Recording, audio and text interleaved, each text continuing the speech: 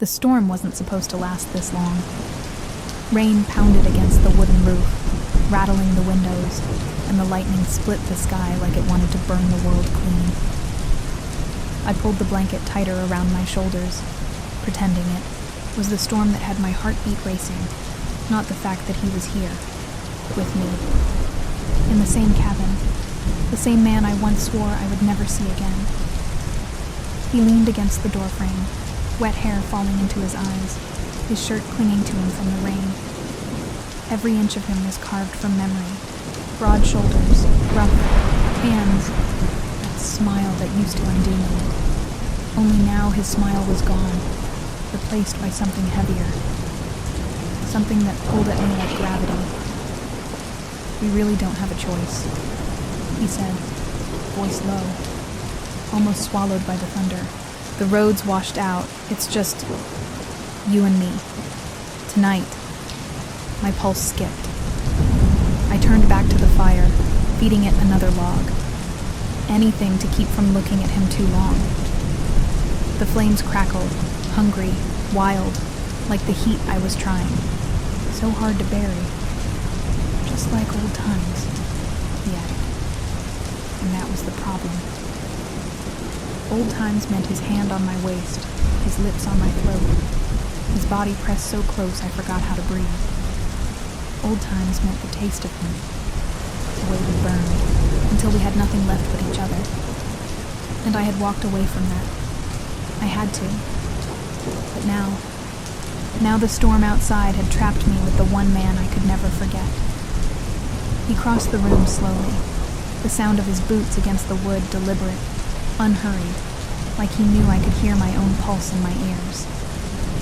He crouched by the fire, close enough that his shoulder brushed mine. The contact was small, accidental maybe, but it made heat ripple through me in a way the fire never could.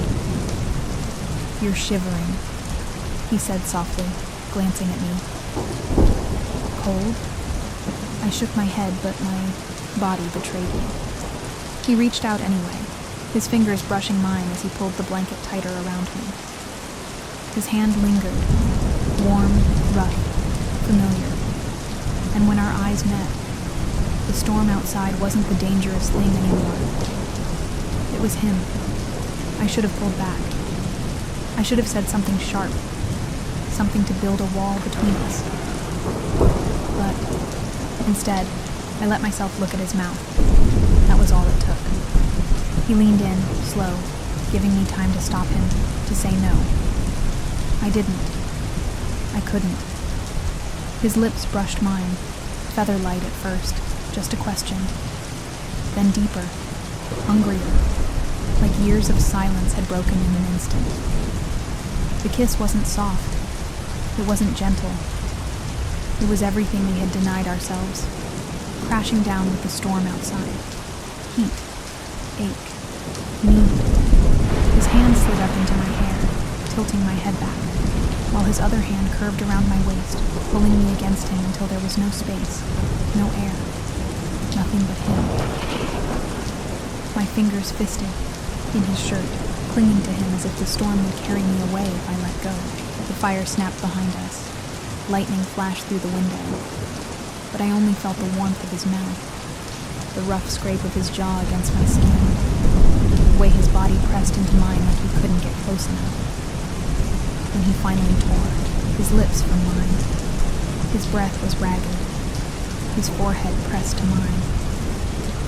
"This is a mistake," I whispered, though my hands didn't let him go. "Then let it be the only mistake we make tonight," he breathed, his thumb stroking over my lower lip, his voice thick with hunger and something deeper, something that sounded dangerously like love. And when he kissed me again, I didn't fight it. I melted into it, into him, into the past we'd run from, and the storm that had brought us back. The storm had no intention of stopping. The wind screamed against the wooden cabin, rattling the shutters like a reminder that the world outside had vanished.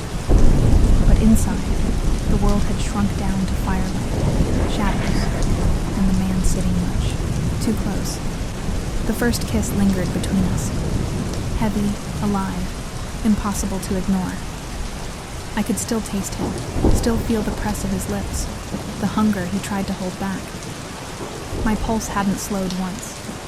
I leaned forward to toss another log into the fireplace.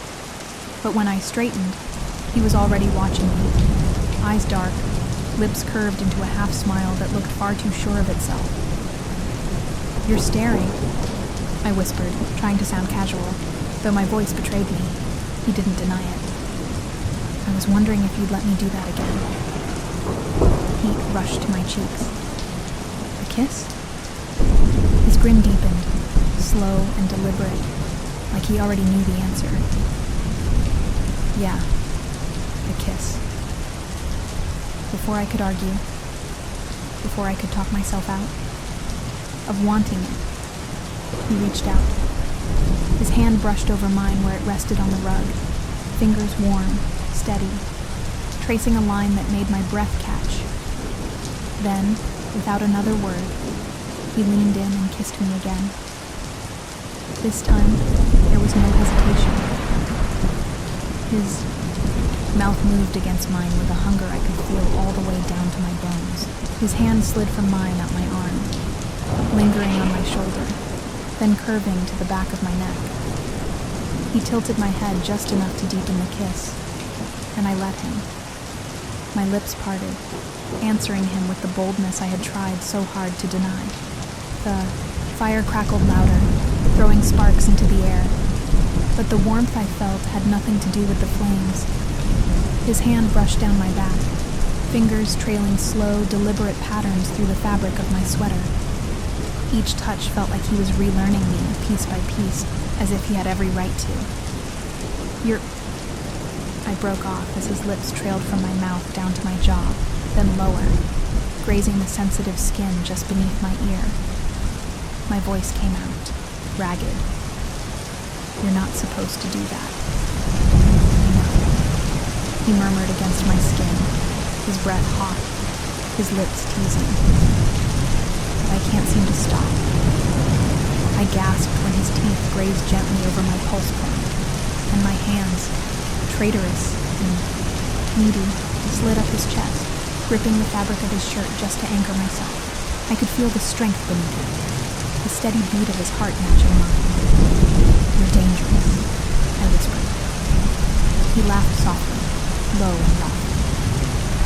"And you're still here." His lips found mine again, harder this time, like a spark catching, into flame. I kissed him back, just as fiercely, my fingers tugging at his shirt, as if I could pull him closer, as if closer would ever be enough. When we finally pulled apart, breathless, foreheads touching, I realized my sweater had slipped. Off one shoulder, his fingers brushed the exposed skin there, reverent, as if it was the first time he'd ever touched me. "You're warm now," he whispered, teasing, but his thumb kept stroking that bare line of skin, softer than his words. "Too warm," I shot back, though my smile betrayed me. "Then maybe I should cool you down." Before I could ask what he meant, his lips were on my shoulder, soft, lingering, trailing up toward my neck in a way that made my entire body arch toward him. My laugh broke into a gasp, and I couldn't decide if I wanted to push him away or pull him impossibly closer. The firelight danced across his face when he finally lifted his head, his eyes burning brighter than the flames themselves. "Tell me to stop," he whispered. But the words wouldn't come. I couldn't say it, not when every nerve in my body was begging him not to. Instead, I leaned in, kissed him again, and let the storm outside drown out the sound of my surrender. The fire roared, the storm screamed, and still the loudest sound was the rush of my own heartbeat. I told myself I should step back. I told myself I should move away, put space between us before this spun into something I couldn't take back. But then his thumb brushed my jaw, slow and steady, grounding me in a way I didn't expect. "You're shaking," he said softly. "It's the storm," I whispered, though we both knew it wasn't. His smile was almost sad, almost knowing. You always were a terrible liar. The words cut deeper than I expected. Because he was right. I wasn't shaking from the storm. I was shaking because of him. Because after years of building walls between us, all it took was one kiss to bring them crumbling down. "Why are you doing this?" I asked, my voice trembling. He didn't answer at first. Instead, he leaned in, resting his forehead against mine, his breath fanning across my lips. His hand slid into my hair, slow, careful, as if giving me time to push him away. But I didn't. Finally, he whispered, "Because I never stopped wanting you." The confession shattered something inside me. My hands, which had been gripping the edge of the rug for control, finally let go. They rose instead to touch his shirt, pulling him closer, almost desperately. "You shouldn't say things like that," I whispered back, though my lips brushed his as I spoke. "Why?" he murmured, eyes burning into mine. "Because it's true." And then he kissed me again. This kiss wasn't playful, wasn't teasing. It was raw, hungry. Years of unsaid words and unspoken desires poured into every brush of lips, every desperate press of his mouth against mine. I kissed him back with equal urgency, my fingers threading into his hair, tugging, kneading him closer. The storm rattled the windows, but we didn't hear it. We were our own storm now, breaking against each other in waves of heat and longing. His hands slid down my sides, lingering at my waist, pulling me flush against him. I could feel the solid strength of him, the heat radiating between us. My sweater slipped further, bearing more skin to his touch. His hand paused there, warm against my hip, as if asking silent permission. I didn't hesitate. I leaned in harder, kissing him deeper, telling him without words what I couldn't bring myself to admit out loud. When he pulled back for air, his lips trailed across my cheek, down my neck, leaving a fire in their wake.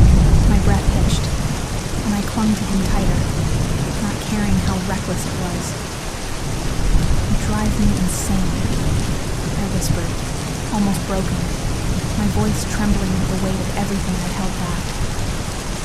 His mouth found the curve of my neck, his words muffled against my skin. "Then let's be insane together, just this once." The plea, the desperation in his tone, undid me. I tilted my head back, letting him kiss along the line of my throat, my body arching into his touch. My fingers dug into his shoulders, not pushing away, never pushing away, holding on like he was the only steady thing in the world that kept crashing around me. He lifted his head again, eyes burning, chest rising and falling as heavily as mine. "You're letting me in," he said softly, almost like a question. I nodded, though my voice was barely a whisper. "I can't stop you." And in that moment, I didn't want to. The walls I had built, years of anger, fear, and distance, were breaking under the weight of his touch, his kiss, his voice. And for the first time in forever, I let them. The cabin had gone too quiet. Not from the storm. It still raged outside, rattling the roof and slamming rain against the windows. No, the silence came from us, from the weight of everything hanging between our lips, our breaths, our bodies. Should have spoken. I should have said something sharp, something clever, something to push him back where he belonged, but instead, I only listened to the heavy rhythm of his breathing, each exhale brushing across my skin like fire. We were too close. Knees pressed together, his hand still resting against my hip, his thumb making lazy circles that felt anything but casual. My chest rose and fell too fast, my lips still swollen from his kisses, and when I looked up at him, just a fraction too long, his eyes burned into mine with all the things we'd both tried to bury. "Say something," I whispered, though my own voice was breaking. His lips curved, soft but dangerous. If I say it, we won't stop. The words lodged in my throat, tangled with the thudding of my heart. My body leaned forward before my mind could catch up, betraying me again. Then don't stop. That was all it took. He kissed me like a man starved, like the years apart had been torture, and this was the only way to breathe again. My hands threaded into his hair, tugging him closer, while his palms slid up my sides, firm and unyielding, pulling me flush against him. I gasped into his mouth, the sound swallowed by his kiss. Heat spread through me, igniting every nerve as his lips trailed from my mouth to my cheek, down my jaw, until his breath hovered at the curve of my throat. God, we taste the same, he murmured against my skin, voice low, rough, desperate. A shiver ran down my spine. And you're still... My words cut off in a gasp as his lips found the hollow beneath my ear, lingering there with maddening patience. Still dangerous. He laughed softly, breathless, his lips brushing my neck. Still yours. The admission nearly undid me. My hands fisted in his shirt, pulling him closer, needing the solidity of him against me. My pulse thundered as his mouth continued its trail, slow, reverent, sending fire through every inch of me. Tell me you don't want this, he whispered, his voice breaking against my skin, his words trembling between command and plea. I couldn't. My silence was the loudest answer I had ever given. Instead, I tilted my head back, offering more of myself, my breaths shallow, uneven, filled with surrender. My lips parted on a shaky whisper. Don't stop. And just like that, the storm outside vanished from my world.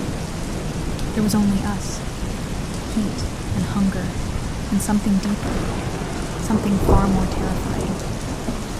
Every kiss grew bolder, every touch heavier, every whispered word weaving a confession we weren't ready to speak out loud.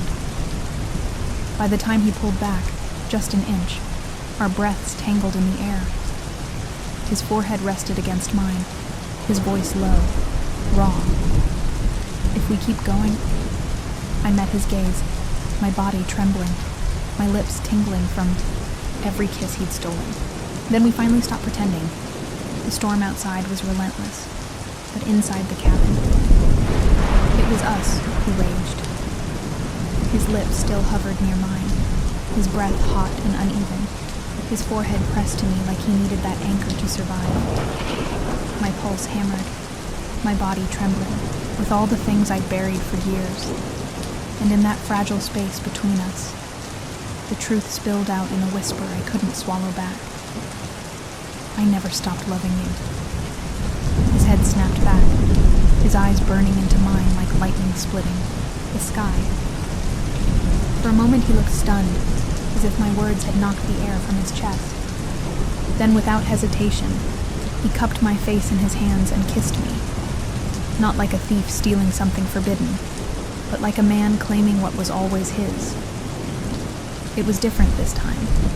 No restraint, no hesitation. His mouth moved against mine with hunger and certainty, and when I clung to him, fisting his shirt, pulling him closer, desperate for every inch of him, he didn't hold back. The fire caught fast. His hands roamed down my back, strong and sure, pulling me flush against him until I could feel the hard lines of his body. My gasp was swallowed in his kiss, my skin feverish everywhere his fingers traced. God, I missed this, he muttered against my lips before diving back in, kissing me like he could never get enough. I tilted my head, giving in, drowning in, the way he tasted, the way his tongue tangled with mine. The way his touch made me forget every reason I'd ever had to resist him. The storm pounded at the windows, thunder booming, but it was nothing compared to the storm in my chest. My breath caught when his lips trailed down my throat, slow, reverent, setting my skin ablaze. You're shaking, he whispered against me, Because I'm terrified, I confessed, my fingers digging into his shoulders. He pulled back just enough to look at me, his thumb brushing my cheek. Of what? Of how much I still want you. His groan was deep, guttural, as he pulled me back into his arms. Then don't fight it. Don't fight me. And I didn't. I couldn't. The kiss turned feverish, unstoppable. His hand slid under the hem of my shirt, fingers splaying against my heated skin, and my body arched into his touch instinctively. My breath hitched, my lips parting against his as fire spread through me, fierce and consuming. The storm outside howled, but it felt like it was inside us too, crashing, wild, uncontrollable. Every barrier we'd built crumbled, every secret, every ache, every buried longing surfaced in the way our mouths clashed, the way our bodies tangled, the way our hearts pounded in sync. At last, when he broke away, both of us breathless, his lips grazed my temple. His voice cracked, raw and trembling. I'm yours. I've always been yours. Tears stung my eyes, my heart swelling, breaking, mending all at once. I pressed my forehead to his, whispering the only truth that mattered. Then don't let go this time. And he didn't. Not through the storm, not through the night, not through the fire that burned long after the thunder had passed. We didn't just surrender that night. We found each other again, in body, in heart, in every way we had once been too afraid to admit.